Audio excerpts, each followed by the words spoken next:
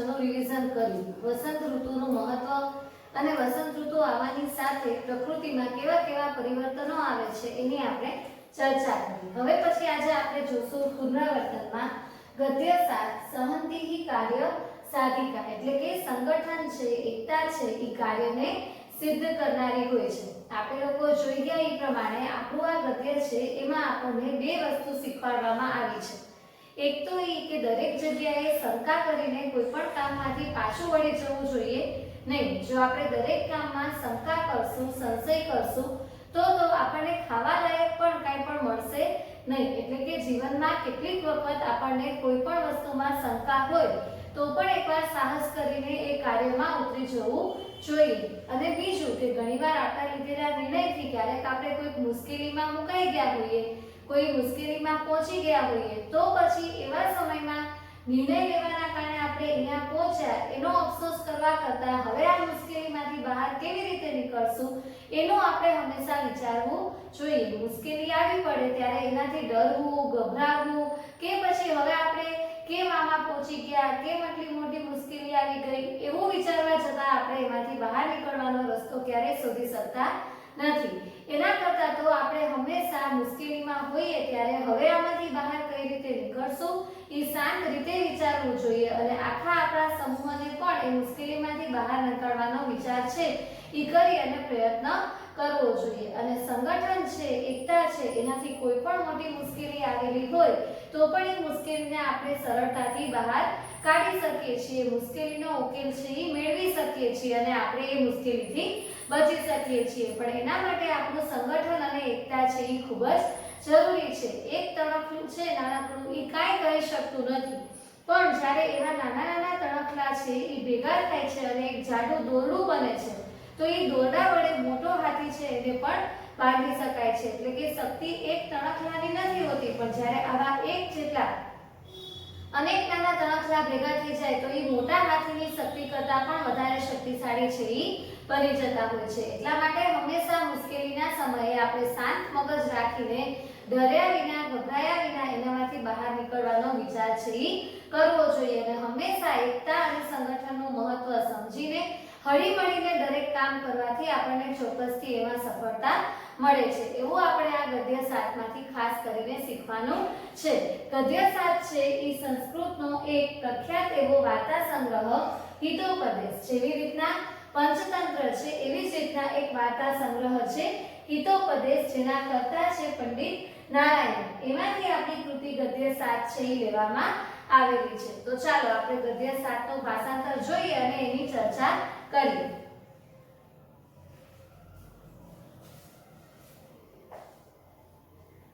अस्ति गोदावरी तीरे विशालः साल्मली तरुः. गोदावरी तीरे गोदावरी नदीना किनारे विशालः साल्मली तरुः अस्ति. विशाળ સાલ્મલી તરુઃ સીમડાનું વૃક્ષ હતું. ગોદાવરી નદીના કિનારે વિશાળ સીમડાનું વૃક્ષ હતું. વિવિધેભ્યઃ દેશેભ્યઃ સમાગતાઃ. વિવિધ દેશોમાંથી સમાગતાઃ આવેલા બહવઃ વિહગાઃ ઘણા બધા પક્ષીઓ તત્ર રાત્રौ નિવસન્તિ ત્યાં રાત્રે રહેતા હતા. વિવિધ દેશોમાંથી આવેલા ઘણા બધા પક્ષીઓ ત્યાં રાત્રે રહેતા હતા. તેષુ લઘુપતનક નામા વાયસઃ અપી એકતમઃ અસ્તિ. તેમાં લઘુપતનક નામનો કાગડો પણ એક હતો.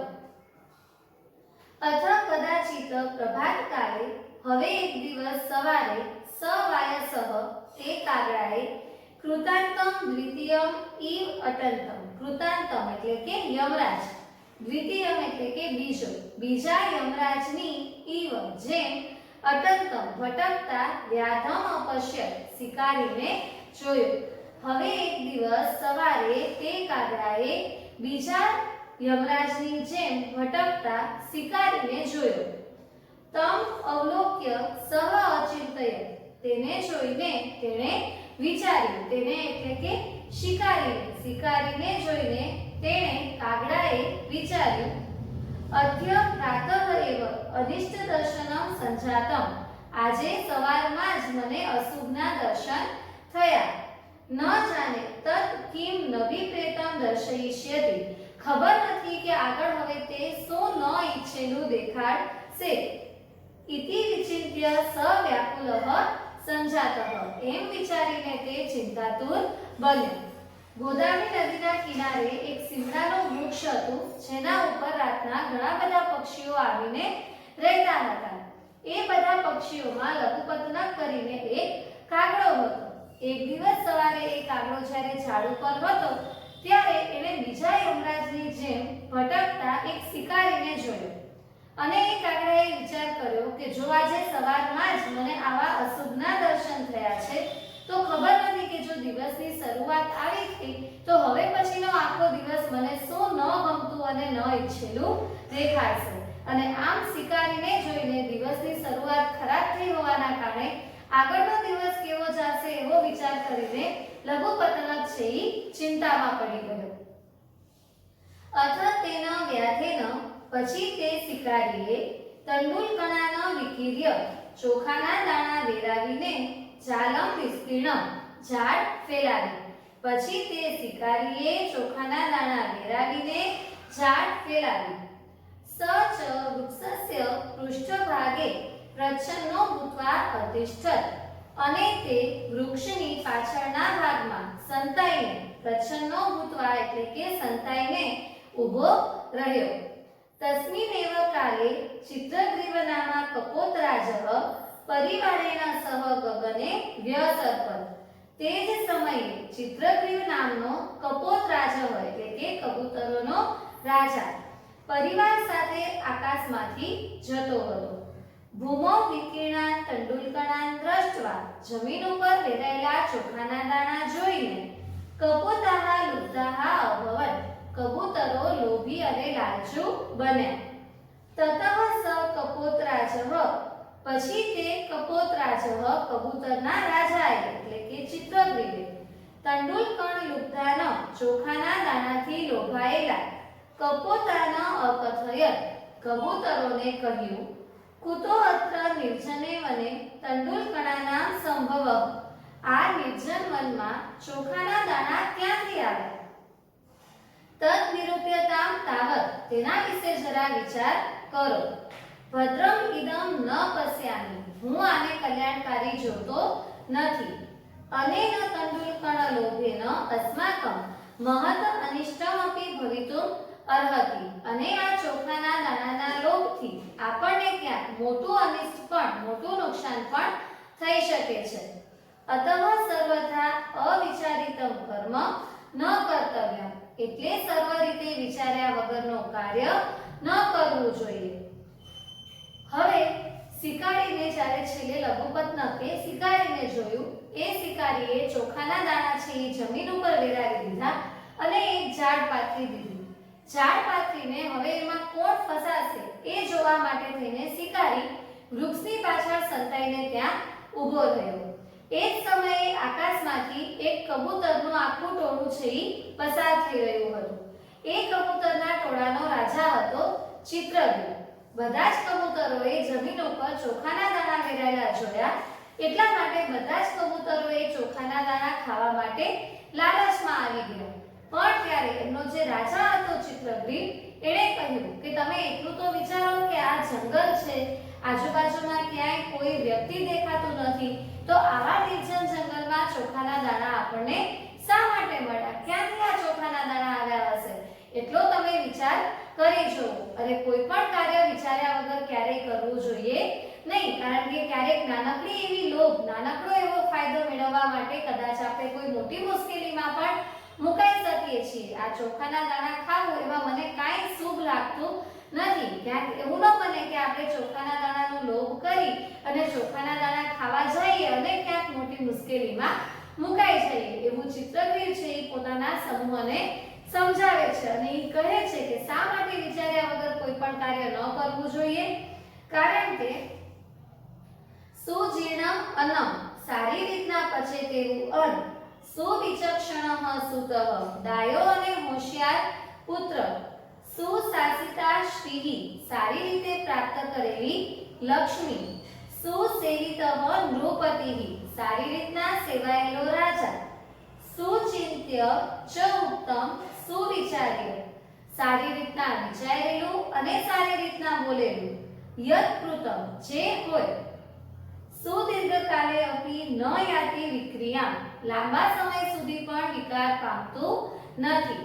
સારી રીતના પચે તેવું અન્ન, ડાયો અને હોશિયાર પુત્ર, સારી રીતના સેવાયેલી સારી રીતના પ્રાપ્ત કરાયેલી લક્ષ્મી, સારી રીતના સેવાયેલો રાજા, સારી રીતના વિચારેલું અને વિચારીને બોલેલું જે હોય તે લાંબા સમય સુધી વિકાર પામતું નથી. ચિત્રગ્રીવ છે એ પોતાના સમૂહને સમજાવે છે કે કોઈ પણ કાર્ય વિચાર્યા વગર ક્યારેય કરવું ન જોઈએ, કારણ કે વિચારીને જો કોઈ પણ કાર્ય કરેલું હશે તો એ ક્યારેય પણ લાંબા સમય સુધી પણ આપણને કોઈ પણ હાનિ પહોંચાડશે નહીં અને આપણી ભૂલના કારણે આપણે કોઈ મુશ્કેલીમાં મુકાશું નહીં. તો એવું ચિત્રગ્રીવ છે એ પોતાના સમૂહને સમજાવવાનો પ્રયત્ન કરે છે. આગળ આપણે જે બે ગદ્યાંશ જોયા એનું ભાષાંતર ફરીથી એકવાર જોઈ લો. ગોદાવરી નદીના કિનારે વિશાળ સીમડાનું વૃક્ષ હતું. વિવિધ દેશોમાંથી આવેલા ઘણા બધા પક્ષીઓ ત્યાં રાત્રે રહેતા હતા. તેમાં લઘુપતનક નામનો એક કાગડો પણ હતો. હવે એક દિવસ સવારે તે કાગડાએ બીજા યમરાજની જેમ ભટકતા શિકારીને જોયો. તેને જોઈને તેણે વિચાર્યું, આજે સવારમાં જ મને અનિષ્ટના દર્શન થયા. હવે ખબર નથી કે આખા દિવસમાં ન ઈચ્છેલું તે શું દેખાડશે. આમ વિચારીને તે વ્યગ્ર થયો, ચિંતાતુર થયો. હવે તે શિકારીએ ચોખાના દાણા વેરાવીને ઝાડ ફેલાવ્યું અને તે વૃક્ષની પાછળના ભાગમાં સંતાઈને ઊભો રહ્યો. તે જ સમયે ચિત્રગ્રીવ નામનો કબૂતરનો રાજા પરિવાર સાથે આકાશમાંથી જતો હતો. જમીન ઉપર વેરાયેલા ચોખાના દાણા જોઈને કબૂતરો લોભી બન્યા. પછી તે કબૂતર રાજાએ ચોખાના દાણાથી લોભી બનેલા કબૂતરોને કહ્યું, આ નિર્જન વનમાં ચોખાના દાણા ક્યાંથી? તમે જરા એના વિશે વિચારો. હું આમાં કલ્યાણ જોતો નથી અને ચોખાના દાણાના લોભથી આપણને મોટું કોઈ પણ નુકસાન પણ થઈ શકે છે. એટલે બધી જ રીતના વિચાર્યા વગર કાર્ય ન કરવું જોઈએ, કારણ કે સારી રીતના પચે તેવું અન્ન, ડાયો અને હોશિયાર પુત્ર, સારી રીતે પ્રાપ્ત કરેલી લક્ષ્મી, સારી રીતના સેવાયેલો રાજા, સારી રીતે વિચારેલું અને સારી રીતના બોલેલું હોય છે તે લાંબા સમય સુધી પણ વિકાર પામતું નથી. એતત વચનમ શ્રુત્વા આ વચન સાંભળીને કશ્ચિત કપોતઃ સદર્પમ અવદત કોઈક કબૂતરે સદર્પમ ગર્વ સાથે કહ્યું, આહા કિમ એવમ ઉચ્યતે, અરે કેમ આવું કહો છો? વૃદ્ધાનાં વચનમ ગ્રાહ્યમ આપત્કાલે હિ ઉપસ્થિતે સર્વત્રૈવમ વિચારેણ ભોજન અપી અપ્રવર્તનમ. પછી જ્યારે ચિત્રગ્રીવ પોતાના સમૂહને સાચી સલાહ આપે છે કે ક્યારેય પણ વિચાર્યા વગર નિર્ણય ન લેવો જોઈએ. ઘણી વખત વિચાર્યા વગર આપણે કોઈ પણ ભૂલ કરી બેસીએ તો નાનકડી એવી આપણી ભૂલથી આપણે મોટા એવા કોઈ પણ મુસીબતમાં મુકાઈ શકીએ છીએ. ત્યારે એ લોકોના જ ટોળાનું એક કબૂતર હતું. એણે ગર્વ સાથે કહ્યું કે આવું શું કામ બોલી રહ્યા છો? આપતકાલે હિ ઉપસ્થિતે, આપત્તિનો સમય આવી પડ્યો હોય ત્યારે વૃદ્ધાનાં વચનમ ગ્રાહ્યમ, વૃદ્ધોનું વડીલોનું વચન સ્વીકારવું જોઈએ. સર્વત્રૈવમ વિચારેણ, બધી જ રીતના વિચારવા જતાં ભોજન અપી અપ્રવર્તનમ, ભોજન માટે પણ પ્રવૃત્ત થઈ શકાતું નથી. એટલે કબૂતર કહે છે કે એ જ્યારે પણ કોઈ પણ મુશ્કેલીનો સમય હોય, આપત્તિનો સમય હોય ત્યારે વડીલો જેમ કે એમ કરી લેવું જોઈએ. વડીલોની વાત છે એને માની લેવી જોઈએ, કારણ કે જો બધી રીતના વિચારવા જશું તો આપણને ભોજન પણ ક્યાંય મળશે નહીં, ભોજન માટે પણ પ્રવૃત્ત થઈ શકશું નહીં અને ભોજન પણ આપણને પ્રાપ્ય બનશે નહીં. કારણ કે દરેક જગ્યાએ કોઈ પણ વસ્તુ ખાવા જતા કે સ્વીકારવા જતા ક્યાંક ને ક્યાંક એમાં શંકા અને સંશય રહેલો જ છે. જો બધા સંશય અને બધાય શંકા આપણે રાખશું તો કોઈ વસ્તુ આપણે ખાવા યોગ્ય રહેશે નહીં. એટલા માટે થઈને આપણે દરેક વસ્તુમાં શંકા અને સંશય ન કરવો જોઈએ. અત્યારે આપણને ચોખાના દાણા દેખાય અને આપણને ભૂખ લાગી છે તો એ ચોખાના દાણા ખાવાનો જ નિર્ણય આપણે લેવો જોઈએ. જો આપણે એવું વિચારવા જઈએ કે આ જંગલમાં ચોખાના દાણા ક્યાંથી આવ્યા, કોણ લઈ આવ્યું, શા માટે છે, તો એવો બધો વિચાર કરવા જતા તો ક્યાંક આપણે કદાચ ભૂખ્યા રહેશું અને ભૂખ્યા રહેવાથી પણ આપણને નુકસાન જ થશે. એટલે કે એક કબૂતર છે એ ચિત્રગૃહની વાત છે એને સ્વીકારવાની ના પાડે છે. એમ કહે છે કે આમાં કાંઈ જાજુ લાંબુ વિચારવાની જરૂર નથી. અત્યારે આપણને ચોખાના દાણા દેખાય છે તો આપણે એ ચોખાના દાણા ખાઈ લેવા જોઈએ અને આપણી જરૂરિયાત છે એ પૂરી કરી લેવી જોઈએ. એમાં બહુ લાંબો વિચાર કરવાની જરૂર નથી. એવું એક કબૂતર છે એ કહેવા માંગે છે. ઉત્તમ ચ અને કહેવાયું છે કે ઈ જ કબૂતર પોતાની વાત આગળ વધારતા કહે છે શંકાભિઃ સર્વમ આક્રાંતમ અન્નમ પાનમ ચ દુર્લભમ પ્રવૃત્તિઃ પુત્ર કર્તવ્યા જીવિતવ્યમ કથમ નો વા. પછી એ કહે છે શંકાભિઃ સર્વમ આક્રાંતમ, શંકા વડે બધું જ છવાયેલું છે. અન્નમ પાનમ ચ દુર્લભમ, અન્ન જળ પણ દુર્લભ છે. પ્રવૃત્તિઃ પુત્ર કર્તવ્યા, પ્રવૃત્તિ ક્યાં કરવી, જીવિતવ્યમ કથમ નો વા, ખરેખર જીવવું કેવી રીતે. પછી કબૂતર કહે છે કે જો તમે શંકા કરો તો દરેક વસ્તુ ક્યાંક ને ક્યાંક શંકાના ઘેરામાં આવી જાય છે. અન્ન જળ બધી જ વસ્તુ છે એ શંકાથી છવાયેલી છે. પણ જો આપણે દરેક વસ્તુમાં ડરી જઈએ, દરેક વસ્તુમાં શંકા કરીએ તો પછી ખરેખર આપણે પ્રવૃત્તિ કરવી શું અને ખરેખર આપણે જીવવું કઈ રીતે. જીવવા માટે ખાવું જરૂરી છે, પીવું જરૂરી છે, ખાદ્ય પદાર્થો જરૂરી છે. હવે જો બધી વસ્તુમાં આપણે ડરી જઈએ કે નહીં આ કેમ કરવું, આ કેમ ખાવું, આ અહીંયા ક્યાંથી આવ્યું, તો એવી રીતના સંશય કરવા જઈએ અને શંકા કરવા જઈએ તો દરેક વસ્તુમાં પ્રશ્નો થશે. તો જો દરેક વસ્તુને આપણે શંકાથી જોશું તો ખરેખર આપણે ખાશું શું અને ખરેખર આપણે સ્વીકારશું શું. તો કોઈ પણ વસ્તુ આપણા ખાવા લાયક રહેશે નહીં, સ્વીકારવા લાયક રહેશે નહીં. અને જો એવી રીતના આપણે દરેક વસ્તુને છોડી દેશું તો આપણે પ્રવૃત્તિ શું કરવી અને જીવન કેવી રીતના જીવવું એ આપણા માટે એક પ્રશ્ન બની જશે. ટૂંકમાં અહીંયા કબૂતર એવું કહેવા માંગે છે કે હવે અત્યારે આપણને જરૂરિયાત છે તો આપણે ચોખાના દાણા ખાઈ લેવા જોઈએ. આપણે ખોટો લાંબો વિચાર કરીને આપણી જરૂરિયાતને ઠેલવવી જોઈએ નહીં. તસ્ય તદ્વચનં શ્રુત્વા સર્વે કપોતાઃ તત્ર જાલે ઉપાવિશન. તેનું તે વચન સાંભળીને બધા જ કબૂતરો ઝાડ ઉપર જઈને બેઠા. અનંતરમ તે સર્વે જાલેન બદ્ધાઃ અભવન. અને પછી તે બધા ઝાડમાં બંધાઈ ગયા. હવે ચિત્રગૃહની વાત કોઈ પણ કબૂતરે માની નહીં અને આ કબૂતરે સામે દલીલ કરી કે ભાઈ અત્યારના સમયમાં જે મળતું હોય એ લઈ લેવું જોઈએ, દરેક વસ્તુમાં શંકા ન કરવી જોઈએ. શંકા કરશું તો આપણે ખાશું શું. એટલે બધા જ કબૂતરોએ ચિત્રગૃહની વાત માનવાને બદલે આ કબૂતરની વાત માની અને બધા લોકો ચોખાના દાણા ખાવા માટે નીચે ઉતર્યા અને ઝાડ ઉપર જઈને બેઠા. જેવા એ લોકો ઝાડ ઉપર ગયા, ઝાડ તો એ લોકોને બાંધવા માટે પકડવા માટે શિકારીએ ફેલાવી હતી, તો એ બધાય છે એ ઝાડમાં ફસાઈ ગયા. અતઃ જાલ બદ્ધાઃ તે યસ્ય વચનેન તત્ર સંપતન તસ્ય કપોતસ્ય તિરસ્કારમ કુર્વન્તિ સ્મ. અતઃ હવે જાલ બદ્ધાઃ તે ઝાડમાં બંધાયેલા તે બધાય યસ્ય વચનેન જેના કહેવાથી તત્ર સંપતન ત્યાં પડ્યા હતા તસ્ય કપોતસ્ય તિરસ્કારમ કુર્વન્તિ સ્મ તે કબૂતરનો તિરસ્કાર કરવા લાગ્યા. તસ્ય તિરસ્કારમ શ્રુત્વા તેનો તિરસ્કાર સાંભળીને ચિત્રગ્રીવઃ અવદત. ચિત્રગ્રીવે કહ્યું વિપત્કાલે વિસ્મય એવ કા પુરુષ લક્ષણમ. વિપત્તિના સમયમાં વિસ્મય આશ્ચર્ય એ જ કાયક પુરુષનું લક્ષણ છે. તત્ર ધૈર્યમ અવલંબ્ય એટલે તમે અત્યારે પેલે ધીરજ ધરો, શાંત થાઓ. ઇદાનીમ એવં ક્રિયતા અને અત્યારે આમ કરો. સર્વેહી એક ચિત્તી ભૂય જાલમ આદાય ઉડ્ડીયતામ. બધાય એક ચિત્ત થઈને ઝાડને લઈને ઉડી જાઓ. હવે બધાય એ ચિત્રગૃહની વાત ન માની અને ઝાડમાં ચોખાના દાણા ખાવા માટે ગયા અને પછી બધા જ છે એ ઝાડમાં ફસાઈ ગયા.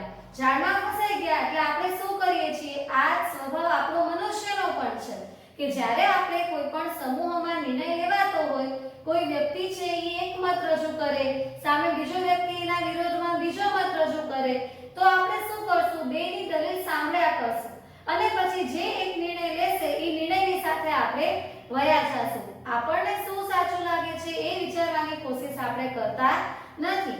અને પછી ભવિષ્યમાં જ્યારે આપણે કોઈ મુશ્કેલીમાં મુકાઈ જઈએ એટલે શું કહેશું?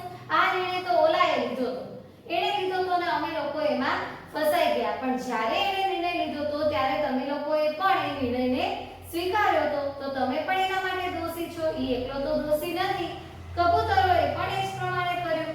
ચિત્રગ્રીવની વાત ન માની, બીજા કબૂતરની વાત માની અને ઝાડમાં ચોખાના દાણા ખાવા માટે ગયા. ચોખાના દાણા ખાવા માટે જતા એ લોકો શિકારીની ઝાડમાં ફસાઈ ગયા. હવે જેના કારણે એ લોકો શિકારીની ઝાડમાં ફસાઈ ગયા હતા એ જ કબૂતરને બધાએ તિરસ્કાર કરવા લાગ્યા, એને બધાએ સંભળાવવા લાગ્યા કે તારા કારણે અમે લોકો અહીંયા ફસાઈ ગયા છીએ. ચિત્રગ્રીવે જ્યારે જોયું કે આ રીતના બધા જ કબૂતરો છે એ એક કબૂતર ઉપર ગુસ્સો કરી રહ્યા છે, ત્યારે ચિત્રગ્રીવે પોતાના ટોળાને સમજાવ્યું કે અત્યારના મુશ્કેલીના સમયમાં આશ્ચર્ય છે એ કાયર વ્યક્તિનું લક્ષણ છે. મુશ્કેલીમાં મુકાઈ ગયા પછી આશ્ચર્યચકિત થવું, ગભરાઈ જવું એનો કોઈ મતલબ નથી. કદાચ તમે એવું કરોય ખરી, પણ એનાથી તમે કઈ મુશ્કેલીમાંથી બહાર તો નીકળી નથી શકવાના.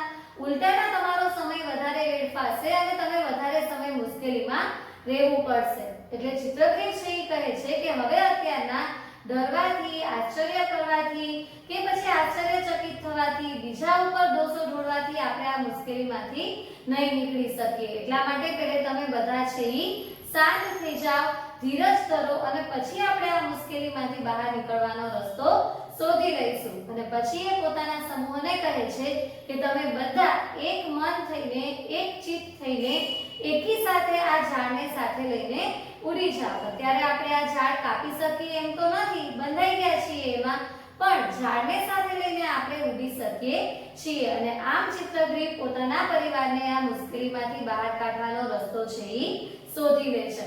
તો આજે આપણે અહીંયા સુધીનો આપણા ગદ્યનો અભ્યાસ કરીશું. પછીના હવેના આપણા તાસમાં આગળના ગદ્યનો અભ્યાસ કરીશું. પહેલા આજે આપણે જેટલું ગદ્યાંશ અત્યારે જોયું એનું ભાષાંતર ફરીથી બોલું છું, એકવાર શાંતિથી સાંભળો.